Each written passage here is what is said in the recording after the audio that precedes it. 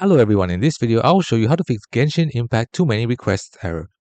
First, clear the cache. In your mobile, go to Settings, then Apps, then Genshin Impact, then Storage, and clear the cache.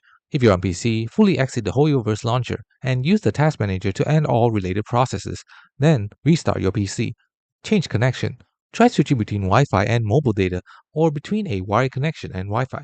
Connecting to a different network can sometimes resolve the issue. Wait it out. The error can be a security measure. Wait 24 to 48 hours, as it may resolve on its own. Some advanced solutions. Use a VPN. Connecting to a VPN can sometimes bypass the error. Try different servers and remember to turn it off if you don't need it anymore. Check for account compromise. The error can indicate a brute force attack. If you are worried about your account security, change your password and email and enable two-factor authentication. If you can't log in, submit an account recovery form to Hoyoverse support. Flush DNS cache. This is more common for PC users. Flushing your computer's DNS cache can help with network-related issues.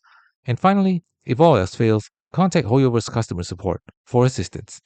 Thanks for watching. Don't forget to like and subscribe for more videos.